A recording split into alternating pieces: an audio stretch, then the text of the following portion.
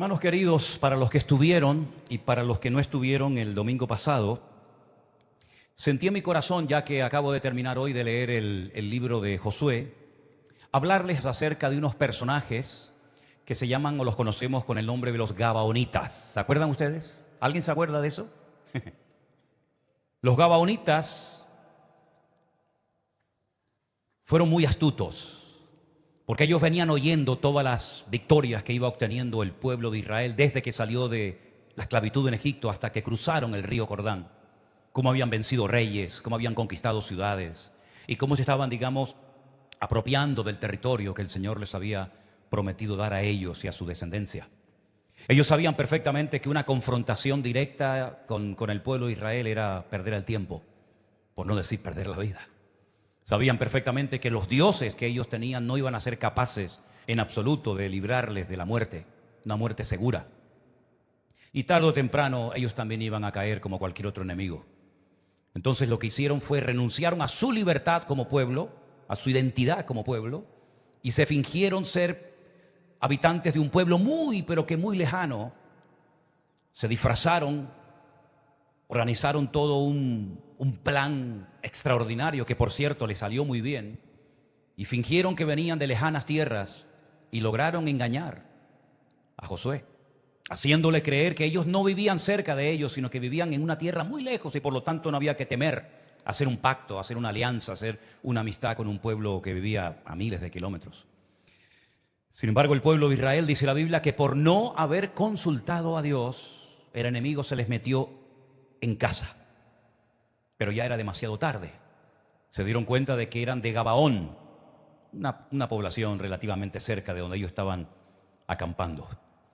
El resto de sus vidas vivirían como extranjeros en medio del pueblo de Israel y se dedicarían a cortar leña y a traer agua de los pozos para que el pueblo de Israel siempre tuviera leña y tuviera agua, sobre todo en el servicio de los sacerdotes, primeramente en el tabernáculo en Shiloh y posteriormente en el templo de Jerusalén. Por una parte fue una humillación, porque te convertiste en un esclavo para salvar la vida, pero por otra parte adquiriste el privilegio de poder estar cerca de los sacerdotes del templo, de la casa de Dios, el resto de tu vida, tanto los que estaban allí como su descendencia.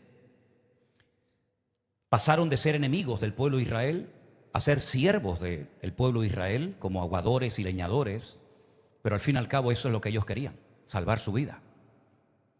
Ahora es interesante notar cómo en aquellos tiempos se respetaba los pactos, la palabra dada, lo que se acordaba, hasta el punto que cuando 72 horas más tarde se enteran de que han sido engañados por los Gabaonitas, y algunos se enfadaron con los líderes y con Josué sobre todo, ellos dijeron: ya no los podemos tocar, no podemos levantarnos contra ellos y matarlos o hacerles daño, porque hemos dado nuestra palabra, hemos jurado en el nombre de Dios que van a vivir bajo nuestro amparo, bajo nuestra protección el resto de la vida. Tiempo más tarde los enemigos y los reyes que rodeaban al pueblo de Israel, al enterarse de este pacto que hicieron los Gabaonitas con el pueblo de Israel, se unen para atacar y destruir a los Gabaonitas.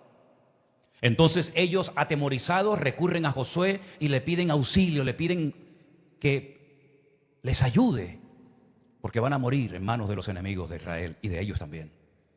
Era el momento crucial para decir: bueno, ahora es el momento para quitarme a esta gente del medio. Al fin y al cabo me engañaron. Al fin y al cabo vinieron con astucia y se nos metieron en casa y nos engañaron. Pero Josué era un hombre de palabra. Y la Biblia dice que Josué armó a sus soldados y se fue a pelear contra los 5 reyes que venían a destruir a los Gabaonitas. Y jugándose la vida, los defendió. Y ya el Señor le había dicho previamente que no tuviera ningún temor, porque a los 5 reyes, que eran mucho más fuertes, más numerosos y más poderosos que él, los terminaría también derrotando, como así fue. Así que los Gabaonitas vieron que el Señor los protegió a través de Josué, y ellos, aunque renunciaron a su identidad como pueblo, lograron salvar su vida. Ahora, cuando yo leía esta porción hace unos días, me venía a la cabeza que hay otras partes de la Biblia, ya no en el libro de Josué, sino ahora vamos a ver en otro libro, que también habla acerca de esta gente, de estos Gabaonitas, de estos habitantes de Gabaón. Y entonces comencé a buscar dónde aparecía la historia de los Gabaonitas y me encontré con un capítulo extraordinario que lo vamos a leer ahora en esta tarde, que es el capítulo 21 del segundo libro de Samuel, donde ocurre algo 300 años después del pacto que los gabaonitas hicieron con Josué. Repito, 300 años después, todavía se seguía hablando de los gabaonitas. Y vamos a ver una historia de estas, si me permiten, raras. De estas historias que debido a nuestra cultura, debido a nuestras creencias, debido al tiempo en el que estamos viviendo, es muy chocante. Nos impacta mucho lo que vamos a leer a continuación. Pero era como se vivía en aquella época. Era lo que se demandaba en aquel tiempo. Y la historia comienza diciéndonos lo siguiente. Hubo hambre en los días de David por 3 años consecutivos. Y David consultó al Señor y el Señor le dijo: es por causa de Saúl y por aquella casa de sangre por cuanto mató a los gabaonitas. Entonces el rey llamó a los gabaonitas y les habló. Los gabaonitas no eran de los hijos de Israel, sino del resto de los amorreos, a los cuales los hijos de Israel habían hecho juramento, pero Saúl había procurado matarlos en su celo por los hijos de Israel y de Judá. Versículo 3. Dijo pues David a los gabaonitas: ¿qué haré por vosotros o qué satisfacción os daré para que bendigáis la heredad de Dios? Y los gabaonitas le respondieron: no tenemos nosotros querella sobre plata ni sobre oro con Saúl o con su casa, ni queremos que muera hombre de Israel. Y él les dijo: lo que vosotros dijereis, haré. Ellos le respondieron al rey: de aquel hombre que nos destruyó y que maquinó contra nosotros para exterminarnos, sin dejar nada de nosotros en todo el territorio de Israel, désenos 7 varones de sus hijos, para que los ahorquemos delante de Dios en Gabaa de Saúl, el escogido de Dios. Y el rey dijo: yo lo haré. Y perdonó el rey a Mefiboset, el hijo de Jonatán, hijo de Saúl, por el juramento de Dios que hubo entre ellos, entre David y Jonatán, el hijo de Saúl. Pero tomó el rey a los hijos de Rispa, la hija de Aja, los cuales ella había tenido de Saúl, Armoni, a Mefiboset, otro Mefiboset, y a los 5 hijos de Milca, hija de Saúl, los cuales ella había tenido de Adriel, hijo de Barzilai, meelatita. Y los entregó en manos de los gabaonitas delante de Dios, y así murieron juntos aquellos 7, los cuales fueron muertos en los primeros días de la siega, al comenzar la siega de cebada. Entonces Rispa, hija de Aja, tomó una tela de cilicio y la tendió sobre el peñasco desde el principio de la siega hasta que llovió sobre ellos agua del cielo, y no dejó que ninguna ave del cielo se posase sobre ellos de día, ni fieras del campo durante la noche. Y fue dicho a David lo que hacía Rispa, hija de Aja, concubina de Saúl. Entonces David fue y tomó los huesos de Saúl, los huesos de Jonatán su hijo, de los hombres de Jabes de Galaad, que los habían hurtado de la plaza de Bet-San, donde los habían colgado los filisteos cuando los filisteos mataron a Saúl en Gilboa. Ahí hizo llevar de allí los huesos de Saúl y los huesos de Jonatán su hijo, y recogieron también los huesos de los ahorcados. Y sepultaron los huesos de Saúl y los de su hijo Jonatán en tierra de Benjamín, en Cela, en el sepulcro de Sí su padre, e hicieron todo lo que el rey había mandado. Y Dios fue propicio a esto. ¿Cuántos dicen amén? No me digan a mí que no es una historia rara y chocante. 300 años después del juramento del pacto que los gabaonitas habían hecho con Josué, o Josué había hecho con ellos, ocurre algo que afecta a toda la nación. Hay cosas que nos afectan a nosotros a título personal, pero hay otras cosas que por vivir en un país, digamos España, Venezuela, Colombia, Estados Unidos, lo que sea, nos afectan colectivamente a todos. Aunque nosotros no tengamos culpa ni nada que ver con esa decisión, pero nos afectan como ciudadanos o habitantes de ese país. Saúl había muerto hacía ya muchos años, pero había hecho algo incorrecto. En vez de haber matado a quien tenía que matar, que era Amalek, ¿se acuerdan? Lo perdonó y resulta que se levanta y hace guerra y mata a descendientes de los gabaonitas, cosa que nunca tenía que haber hecho. En un celo desmedido, en una limpieza étnica que quería hacer del país, dice: bueno, estos no son de nosotros, vamos a eliminarnos y los quitamos de medio. Y se equivocó. Y tiempo más tarde, cuando este rey muere, que fue por cierto un desastre, y ya hay un nuevo rey, el rey David, resulta que se da cuenta de que ya llevan 3 años de hambruna seguida. Y mi pregunta es, ¿por qué David tardó tanto tiempo en consultar a Dios qué es lo que estaba pasando en el país? Todo un año de hambre, segundo año de hambre, y él no ora ni consulta a Dios nada, sino que acepta como algo, entre comillas, normal, que el país no levante cabeza. Pero al tercer año ya David dijo, no, esto no es normal. Esto no es normal que sembremos y apenas cosechamos. Esto no es normal que haya hambre un año, hambre otro año, hambre un tercer año. Voy a hablar con Dios, voy a consultarle a Dios. 3 años tardó David en decir, bueno, voy a preguntarle a Dios a ver si hay algo que me tiene que decir. Inmediatamente Dios le respondió. Y esto me ha hecho pensar que a veces nosotros aceptamos en la familia, en la salud, en la iglesia, en el ministerio o en el trabajo, cosas que aparentemente parecen normales, pero que si hacemos una lectura profunda, espiritualmente hablando, no es nada normal lo que está pasando. No es normal, no es lógico. Aunque algunos digan, bueno, eso es la mala suerte, o eso es la cruz que te ha tocado, o eso es que... No. A mí no me interesa saber las opiniones o los conceptos de las personas ajenas. A mí lo que me interesa saber es si en esta situación que estoy pasando, con mi hijo, con mi matrimonio, con mi economía, con mi salud o lo que sea, Dios tiene algo que decirme. Y claro que Dios tenía algo que decirle, porque David tardó mucho en consultar, pero Dios respondió enseguida, porque Dios tiene todas las respuestas a todas nuestras dudas y preguntas de la vida. ¿Cuántos dicen amén? Así que no tardes 1 año, 2, 3, 4, 20, 40 años en preguntarle al Señor, ¿por qué tu familia nunca levantó cabeza? ¿Por qué tu hermano, tu primo, tu sobrino, tu padre, tu madre o quien fuera? ¿Por qué siempre tenía que haber siempre alguien borracho, alguien alcohólico, alguien tarado, alguien enfermo, alguien que moría joven en la familia? ¿Por qué? Ahora, ¿quieres vivir dentro de lo que el mundo llama lo normal? Vive, no hay problema, tú eres libre y decides si quieres preguntarle a Dios o no. Si quieres vivir con tu enfermedad, con tu tragedia, con tu dolor, vive, allá tú. Pero nosotros como cristianos tenemos un Dios poderoso que sabe y entiende todas las cosas que nos suceden en la vida. Y cuando vamos a Él, Él siempre nos va a responder. Claro, puede ser que a lo mejor la respuesta nos sorprenda.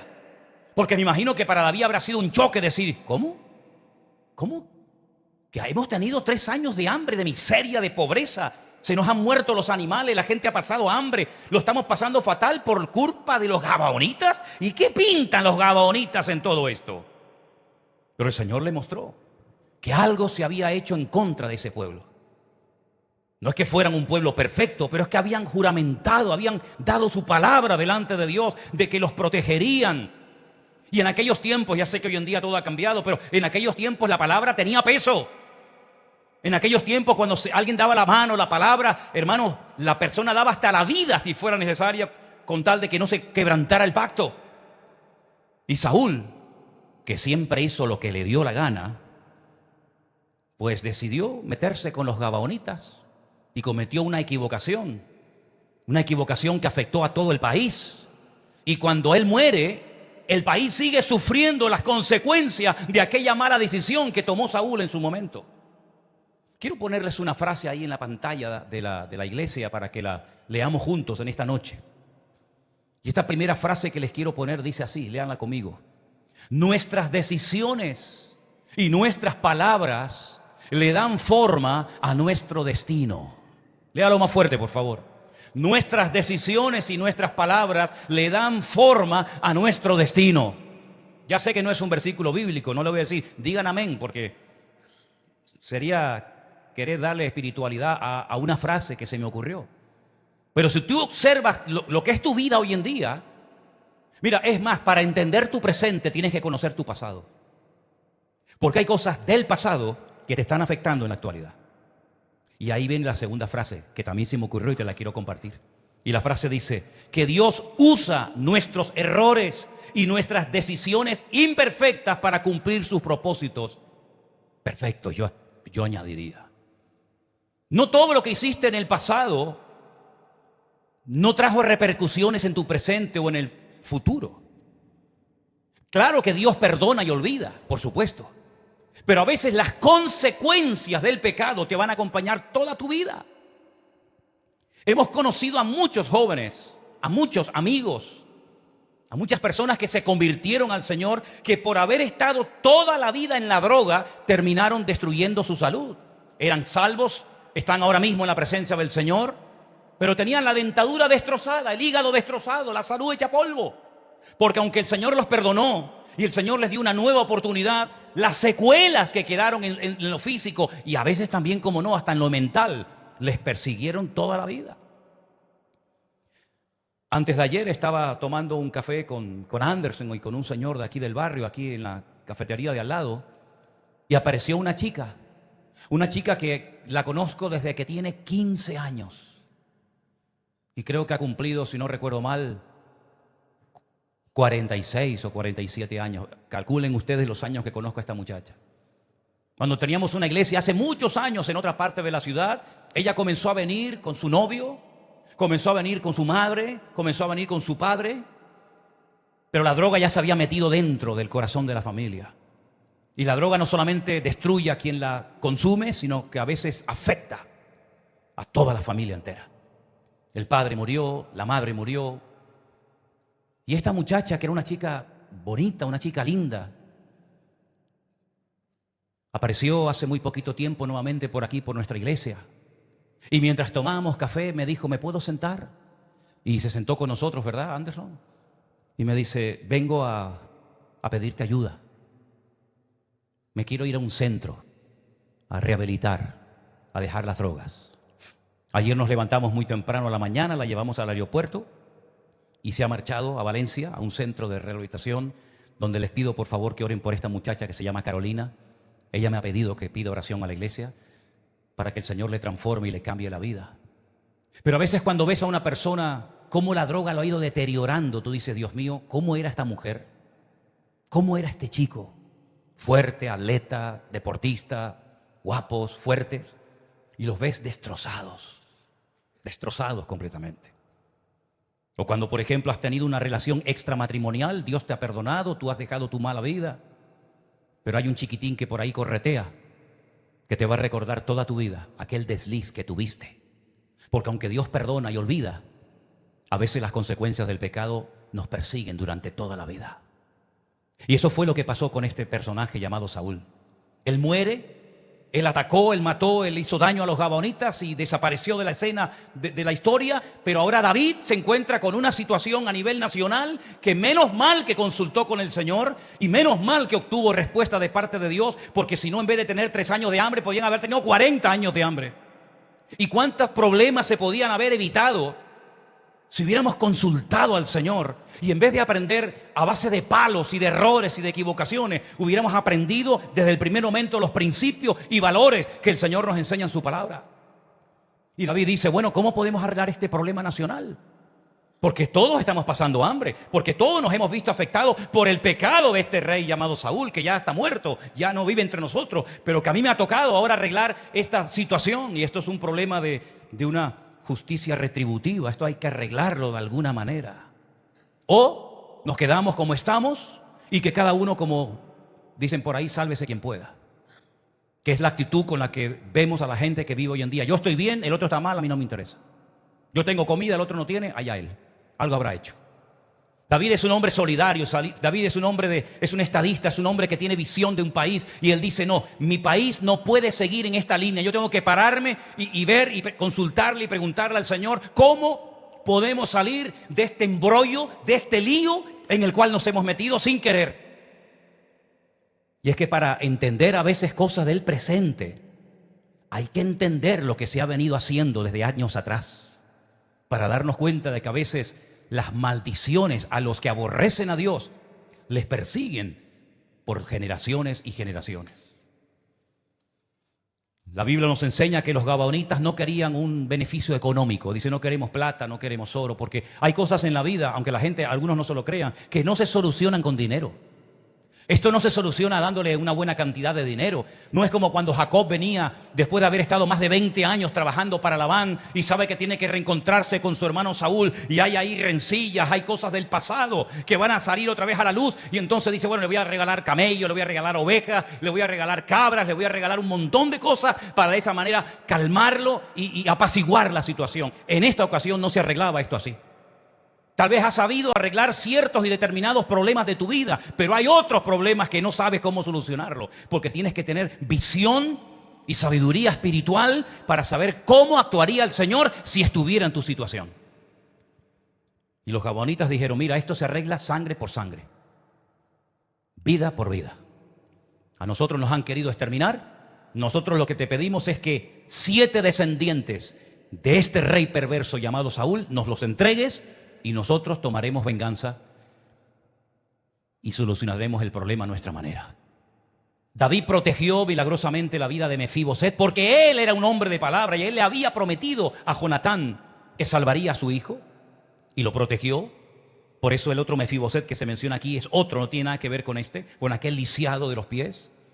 Pero le entrega 7 descendientes de Saúl, los ahorcan y se soluciona el problema. ¿Cuántas naciones en este momento necesitan una restauración nacional? Pero debido a que le han dado las espaldas a Dios descaradamente, van cuesta abajo y sin frenos. Intentan pedirle dinero al Fondo Internacional, al Fondo Monetario Internacional. Intentan vender su petróleo, intentan vender su plata, su oro, su hierro, lo que sea. Y no hay manera. Porque, repito, hay cosas que no se solucionan con instrumentos carnales o humanos, sino humillándonos delante de la presencia del Señor. Y a título personal, hay cosas que no vas a solucionar cambiándote de país, ni de mujer, ni de marido, ni de iglesia.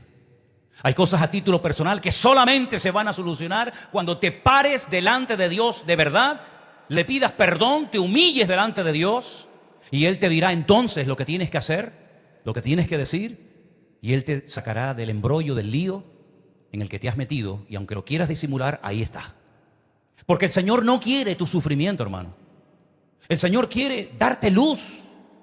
El Señor quiere llenar el vacío de tu corazón, quiere sacarte de las tinieblas, de la ignorancia, del sufrimiento constante y permanente, y darte victoria y darte vida, y vida en abundancia.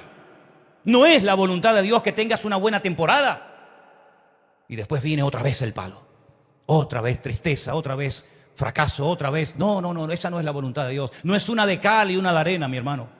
Es de victoria en victoria, de gloria en gloria, de triunfo en triunfo y de bendición en bendición que el Señor nos quiere llevar. ¿Quién es tu Gabaonita, hermano? ¿Quién es tu Gabaonita? ¿Contra quién te has levantado y has hecho lo que no tenías que haber hecho? Porque los Gabaonitas, aunque no eran pueblo de Dios, es como si lo fueran. Porque estaban en contacto directo con los sacerdotes. Aprendieron el monoteísmo, aprendieron cómo se hacían los sacrificios, aprendieron cómo se ministraba en el templo, en el tabernáculo. ¿Por qué? Porque vivían cerca del servicio a Dios y eran intocables, no se les podía tocar. Y la Biblia nos enseña que en la vida hay cosas que no se pueden ni mirar, ni desear, y mucho menos tocar. ¿Se acuerdan ustedes cuando Dios le dijo a los primeros padres, a Adán y a Eva, no comas? No comas. Bueno, Satanás después cambió el argumento y le dijo, no toques. Pero eso no lo dijo Dios. Dios dijo, no comas. Y comieron y ya saben las consecuencias que vinieron. Es decir, hay consecuencias, queridos hermanos, de ciertos y determinados pecados que te pueden acompañar todo el resto de tu vida. Hasta que te paras delante del Señor, te humillas, le pides perdón a Él y entonces Él es el único que te puede restaurar y volver a poner en primera línea. ¿Para qué? Para que sirvas al Señor con integridad. ¿Te acuerdas del hijo pródigo? El hijo pródigo es otro caso de alguien que ofende a su padre, porque la Biblia dice que el único mandamiento de la Biblia, que cuando lo cumples hay una promesa, es aquel que dice honrarás a tu padre y a tu madre para que te vaya bien en la vida y seas de larga vida sobre la tierra. Eso lo dice la Biblia. No hay ninguna promesa por no matar, no hay ninguna promesa por no robar, pero sí hay una promesa bíblica que dice que el que honra, el que respeta a su padre y a su madre, le irá bien en la vida y serán sus días prolongados sobre la faz de la tierra. El hijo pródigo, el hijo de la parábola de Lucas capítulo 15, deshonró a su padre. Le exige a su padre, dame la parte de los bienes que me corresponde, y dice que después de algunos días se va lejos y vive perdidamente. Lo que con tanto sacrificio ganó su padre, lo gasta en cuestión de semanas o en cuestión de poco tiempo. Al final termina comiendo con los cerdos Cayó a lo más bajo hasta que vuelve en sí y comienza a razonar y a pensar.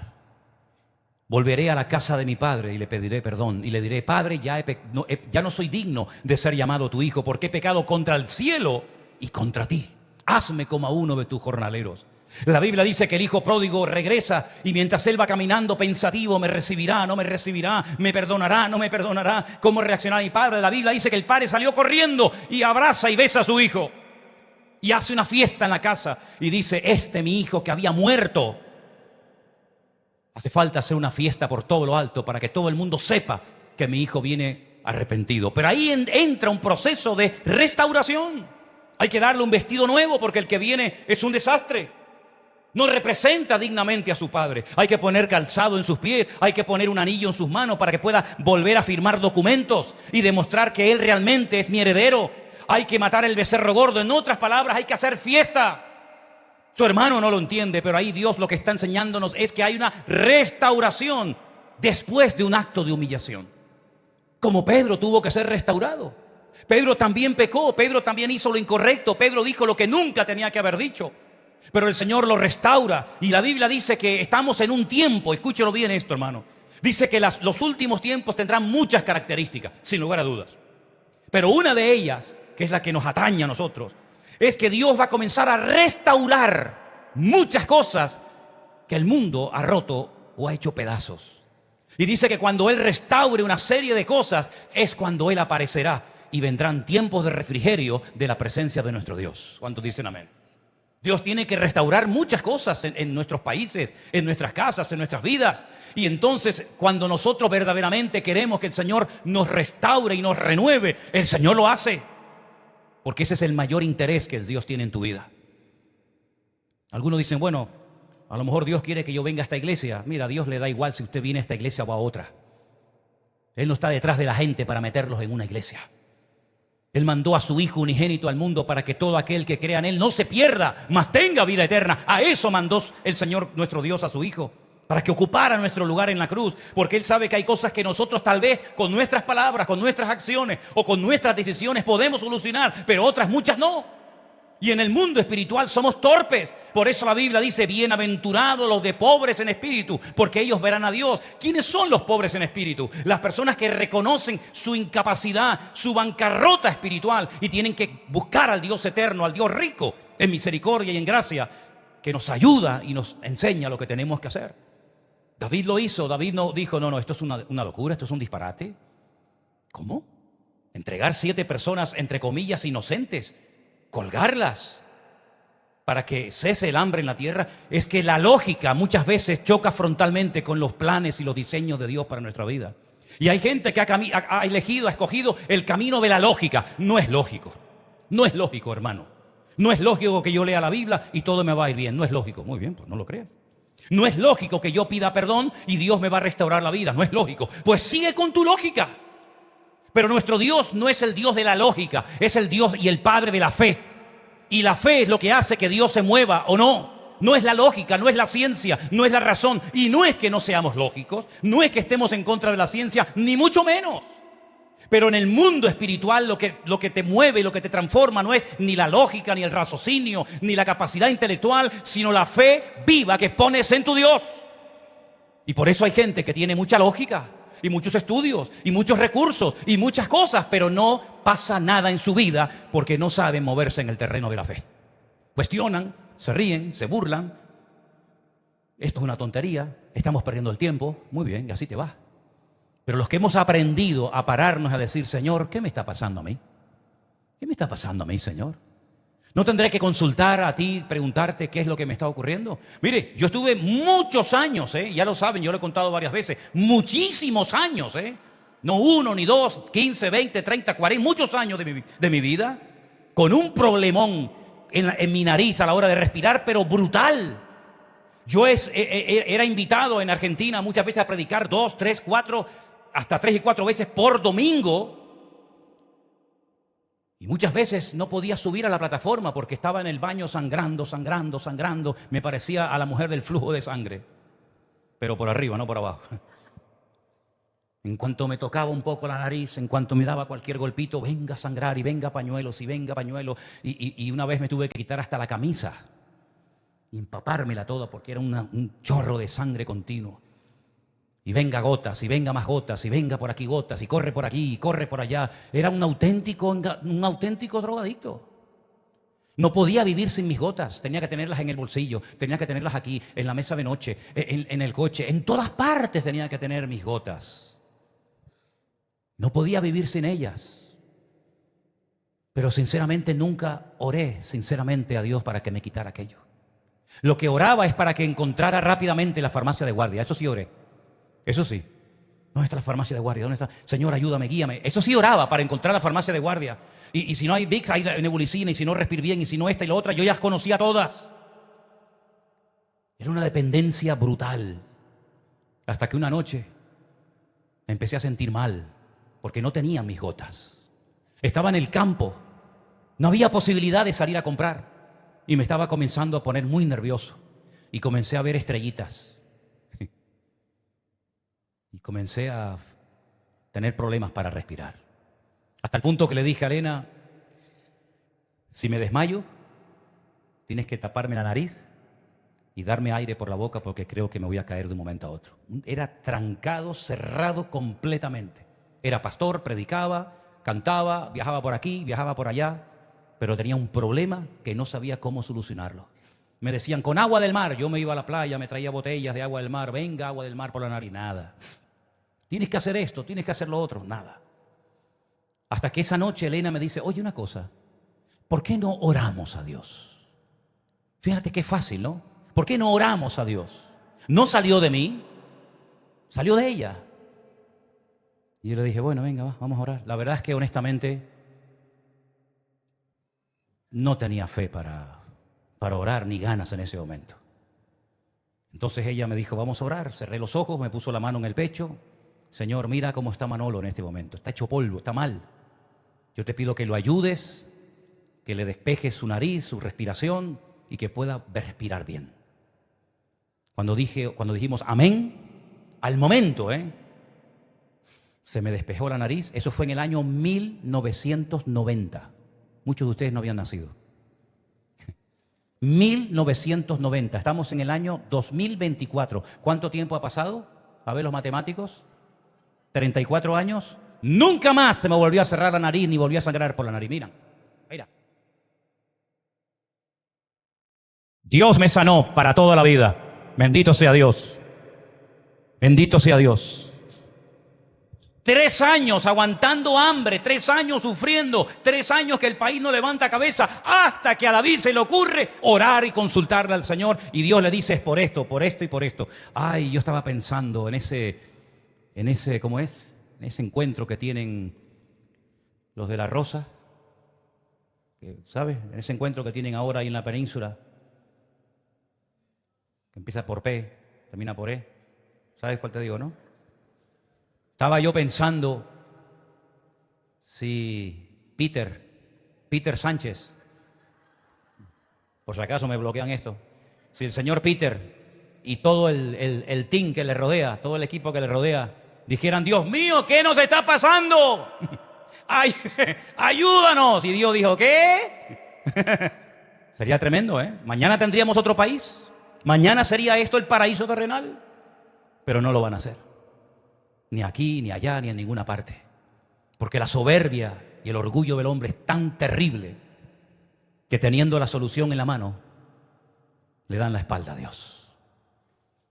¿Quién nos diría que 300 años después de aquel juramento, después de aquel pacto de Josué con los gabonitas, todavía podían tener repercusión positiva o negativa en la historia nacional del pueblo de Israel? Pues la tuvieron, hermanos. La tuvieron. Y llegó un momento en el que David tuvo que recordar qué pasó con esta gente, cómo entró esta gente en nuestras vidas, qué pactamos, qué negociamos con ellos. Y recordando el pasado, supieron cómo solucionar su presente.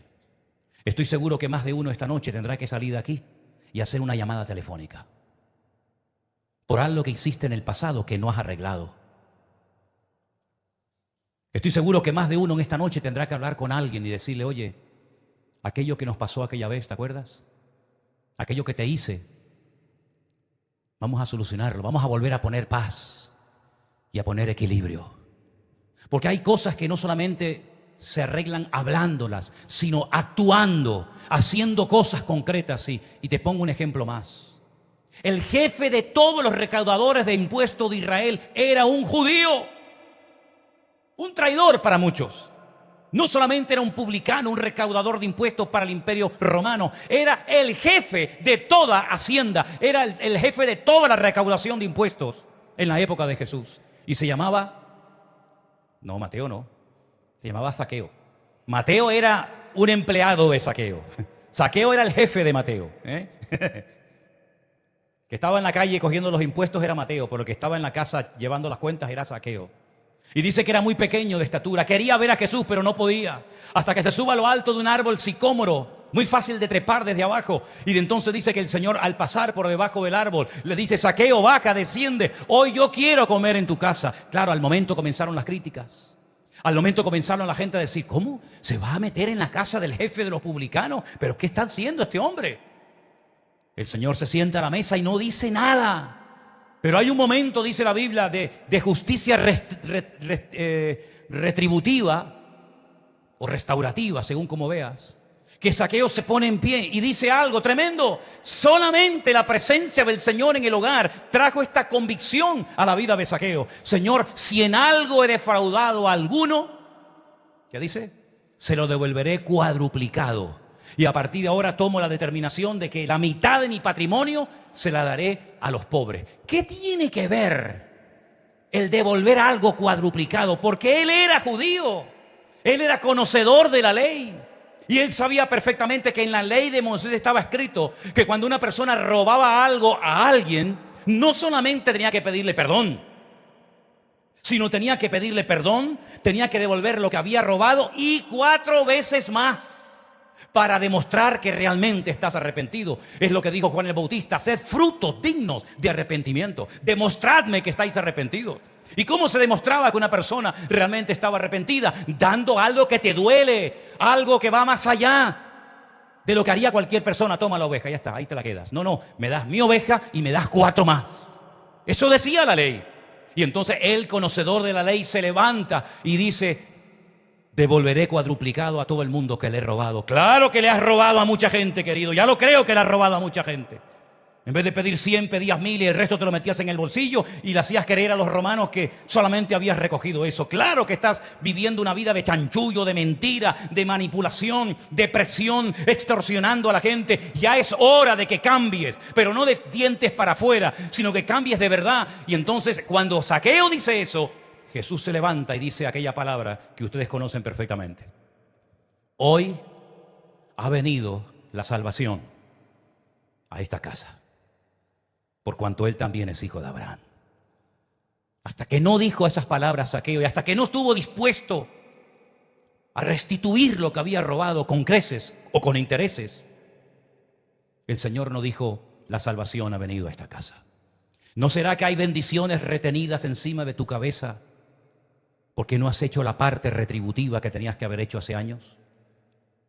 ¿No será que hay flecos por ahí sueltos y quieres empezar a construir sobre ruinas sin restaurar previamente lo que has roto? El único que es capaz de restaurar lo que hemos roto es el Señor. Y si clamas al Señor, Él te va a dar la sabiduría y la valentía para hacer lo que sabes que en este momento Dios te está diciendo en tu corazón que es tiempo de hacerlo. 7 varones, váyanse con esta gente y que Dios los bendiga. Y dice la Biblia y termina la historia diciendo: y Dios fue propicio a la tierra después de esto. No enfermes tu tierra, no enfermes tu vida, no enfermes tu mente y tu relación con el Señor por no hacer la parte que te corresponde hacer. El precio de la restauración fue sangre. Claro, sin derramamiento de sangre de aquellos 7 inocentes no iba a cambiar nada. Como muy caro fue el precio para restaurar nuestra vida, le costó a Cristo nada más y nada menos que derramar su sangre en la cruz del Calvario. El precio de nuestra vida, de nuestra restauración, fue elevadísimo. No lo podíamos nunca pagar. Pero gloria a Dios que el Rey de Reyes y el Señor de los Señores se humanó, se encarnó, habitó entre nosotros y vimos su gloria. Y Él pagó el precio altísimo por la restauración de mi vida. Y ahora podemos volver a tener comunión con el Padre a través de la sangre de nuestro Señor Jesucristo. ¿Cuántos dicen amén? Cierra tus ojos ahí donde estás en esta noche. Piensa, medita, reflexiona en esta historia tan interesante, donde vemos que aquella violación de aquel pacto que se había producido en la época del rey Saúl, la tuvo que solucionar David en su época. Y tenemos que pedirle al Señor que nos dé la sabiduría necesaria para saber cómo resolver las injusticias históricas. Para saber a quién tenemos que pedirle perdón. Para saber a quién tenemos que volverle a darle el honor que le robamos. Ayúdanos, Señor, a restaurar, a ser restauradores. Restauradores, Señor. Pacificadores, Señor. Ayúdanos, Señor, a solucionar estos problemas de respeto, de honra, de compromisos humanos. Ayúdanos, Señor, a entender las cosas y a verlas como tú las ves, Señor. Y gracias a la sangre de Jesucristo, nuestro Hijo, tu Hijo amado, nuestro Salvador, podemos tener la restauración de mi alma. Gracias, Señor Jesús, por la salvación en Cristo Jesús, mi Señor. Gracias, Padre. Los gabonitas pedían un sacrificio. La humanidad necesitaba de un sacrificio perfecto, como fue la sangre de Jesucristo. Y gracias a la sangre derramada de Cristo que hoy hemos recordado en esta última Santa Cena del año, tú y yo hemos sido restaurados y puestos en primera línea por nuestro Dios. Si en esta tarde entre nosotros hubiera alguien que no ha sido perdonado, restaurado por la sangre de Jesús, hágalo hoy, en este último mes del año, en este domingo que el Señor te ha traído a este lugar. Acérquese al Señor, al que sabe restaurar y perdonar vidas, y dile: Señor, perdóname y límpiame con tu preciosa y poderosa sangre, Señor Jesús. Aleluya. Gracias, Señor. Recibe toda la gloria y la honra, mi Señor, en el día de hoy. Aleluya. Amén. Amén. Amén. Gracias, Señor Jesús. Estos mensajes, este tipo de mensajes como el que usted ha escuchado en esta noche, usted puede comprobar por sí mismo que son mensajes que nos llevan a un compromiso, a una acción.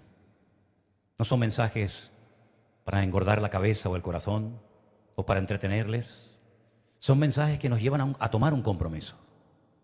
Y es que la vida cristiana es un compromiso, una decisión detrás de otra. Yo espero y anhelo, y así se lo he pedido al Señor, que todas las decisiones sabias que tienes que tomar durante esta semana las tomes con valentía.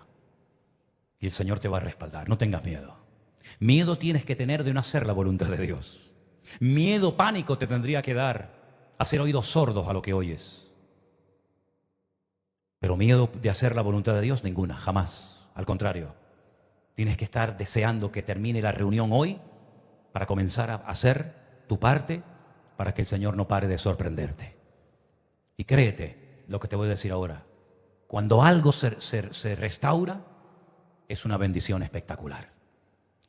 Ayer en televisión, después de años de arduo trabajo, y si no recuerdo mal, dijeron más de 850 millones de euros, abrieron nuevamente las puertas de la famosa catedral o iglesia de Notre Dame en Francia. ¿Se acuerdan ustedes la imagen terrible cuando vimos aquel pináculo, aquella iglesia de siglos, quemada, destruida así, en cuestión de minutos? 2.000 hombres han trabajado durante años, más de 800 millones de euros se han invertido. Pero cuando abrieron las puertas de aquel magnífico templo, la gente se quedó boca abierta y llegaron a decir: ahora está incluso más bonita que antes. más luz, parece más grande, pero fueron años y años de arduo trabajo y de restauración. Mientras unos restauran obras de arte que nos dejan a todos con la boca abierta, esta semana oímos de una noticia que a mí me partió el alma, de ver la estupidez, la sandez del hombre a la máxima potencia. Un plátano pegado en una pared con un trozo de cinta americana se subastó y alguien lo compró en más de $6 millones. ¿Te das cuenta? Mientras unos se dedican a la estupidez y a despilfarrar el dinero, otros se dedican a restaurar obras de arte. Ahora te corresponde a ti dedicarte a la locura del mundo o a dejar que el Rey de la Gloria restaure tu corazón. ¿Cuántos dicen amén? Abraza a tu hermano, dile: hermano, Dios te bendiga, la paz del Señor sea contigo.